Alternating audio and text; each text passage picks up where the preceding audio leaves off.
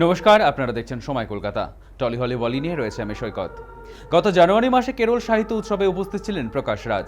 সেখানে রামায়ণ নিয়ে শিশুদের একটি নাটকের কথা বলছিলেন তিনি জানান, সেই নাটকে দেখানো হয়েছিল যে রাবণের বাগান থেকে ফল খেয়েছিলেন রাম এবং লক্ষণ। তখন শূর্পণখার রাবণ আসেন। শূর্পণখার রেগে যান। শূর্পণখা নাকি $2000 এবং জিএসটি চান। অত টাকা না থাকায় রাবণ শেষে নাকি রাম এবং লক্ষণকে বীজ বপন করে গাছ রোপণ করে যেতে বলেন। রামায়ণ নিয়ে এই গল্প প্রকাশ আসতেই বিপাকে পড়েছেন অভিনেতা প্রকাশ রাজ, যেখানে সমস্যা একেবারে শুরু থেকেই শুরু। প্রথমে আপত্তি জানিয়েছিলেন এক আইনজীবী। এবার বিজেপি নেতারা তোপ দাগলেন দক্ষিণী অভিনেতার বিরুদ্ধে। অন্ধ্রপ্রদেশের বিজেপি নেতা ভানু প্রকাশের দাবি, ধর্মীয় ভাবাবেগে আঘাত করেছে প্রকাশ। তিনি এই মর্মে প্রকাশের বিরুদ্ধে থানায় অভিযোগও দায়ের করেছেন।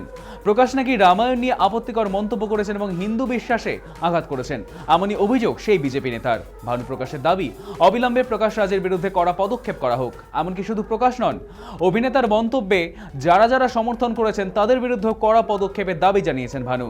রামায়ণ নিয়ে এই মন্তব্য দেশে সাম্প্রদায়িক সম্প্রীতিতে ব্যাঘাত ঘটাতে পারে এমন অভিযোগ তার।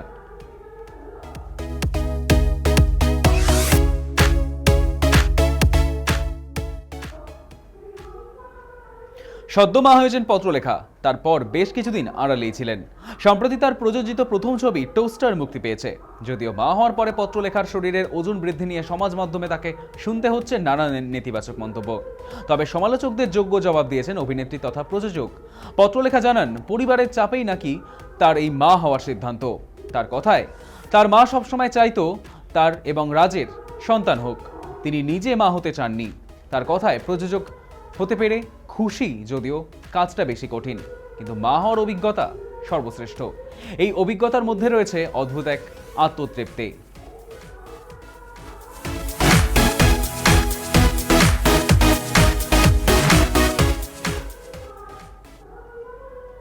ধুরন্ধর সাফল্যের পর ফারহান আক্তারের মেগা বাজেট ডন 3 ছবি থেকে সরে দাঁড়িয়েছিলেন রণবীর সিং। এমতো অবস্থায় মাঝপথে সিনেমার কাজ থেমে যাওয়ায় ধুরন্ধর রণবীর সিং এর থেকে ফেব্রুয়ারি মাসেই মোটা অঙ্কের ক্ষতিপূরণ দাবি করেছিলেন ফারহান আক্তার এবং রিতেশ সিধবানি। যদিও প্রডিউসার্স গিল্ড অফ ইন্ডিয়ার বৈঠকে সেই টাকা দেওয়া তার দায় নয় বলে সরে গিয়েছিলেন রণবীর। গত ফেব্রুয়ারি মাসেই জানা যায়, এক্সেল এন্টারটেইনমেন্টের দুই মালিক রিতেশ এবং ফারহান আক্তার রণবীর সিং এর থেকে 40 কোটি টাকা ক্ষতিপূরণ দাবি করেছেন।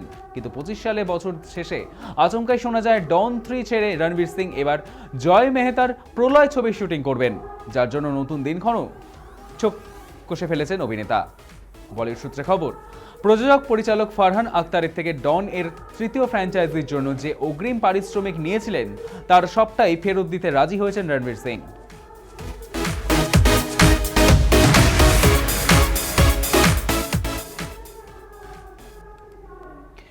রবিবারই দ্বিতীয়বার মা হওয়ার খবর প্রকাশ্যে আনেন অভিনেত্রী দীপিকা পাড়ুকোন।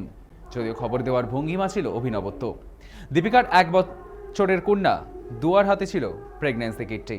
এবার খানিক একই ভঙ্গিমায় মা হওয়ার খবর দিলেন টলি অভিনেত্রী পূজা বন্দ্যোপাধ্যায়।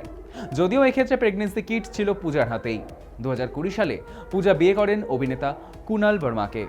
যদিও প্রথম সন্তান কৃষিভের জন্ম হয় তারকা দম্পতির সামাজিক বিয়ের আগেই। তখন তার গেরোয় 7 পাকে বাধা পড়েন, তখন কোলে সন্তান। এবার দ্বিতীয় সন্তান আগমনের খবরে পূজা একটি ছবি দেন। সেখানে পূজা স্থিতদরে চুমু দিতে দেখা যায় কৃষিভকে। দাদা হিসেবে যে ছোট্ট কৃষিভের উত্তরণ হচ্ছে তা বোঝাই যাচ্ছে। অভিনেত্রী দ্বিতীয়বার মা হওয়ার খবরে উচ্ছ্বসিত গোটা পরিবার। পূজা কুনালকে শুভেচ্ছায় ভরিয়ে দেন অনুরাগীরা। মা হবেন বলে এখনই বিরতি নয়, বরং শোনা যাচ্ছে অন্তঃসত্ত্বা অবস্থায় রীতিমতো কাজও করছেন তিনি।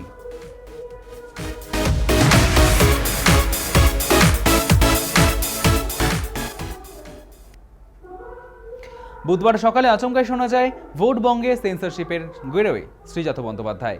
কয়েক বছর আগে একটি পুরনো মামলার জেরেই নাকি কবির বিরুদ্ধে গ্রেপ্তারি পরোয়ানা জারি হয়েছে। এমনকি এও রটে যায় যে ভোটের আগেই গ্রেপ্তারির মুখে শ্রীজাত।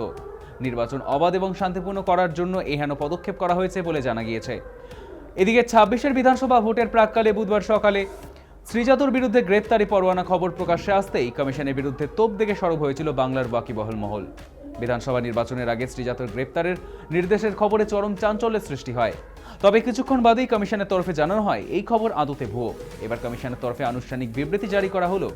উদ্দেশ্য প্রণোদিতভাবে ভুল তথ্য ও ভুয়ো খবর ছড়ানোর তীব্র নিন্দা জানানো হচ্ছে।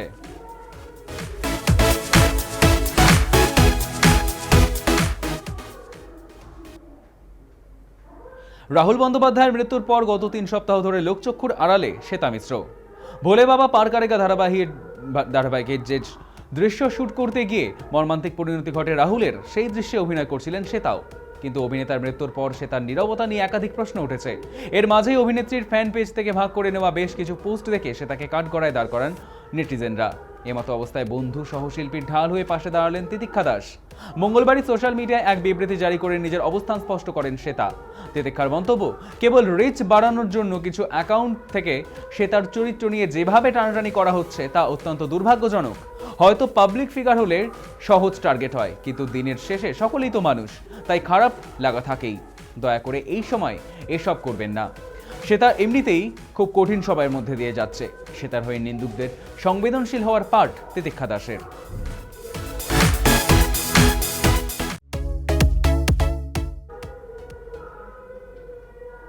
টলিহলি বলি এখনকার মতো এ পর্যন্তই। দেখতে থাকুন সময় কলকাতা। সময় বলবে সময়ের কথা।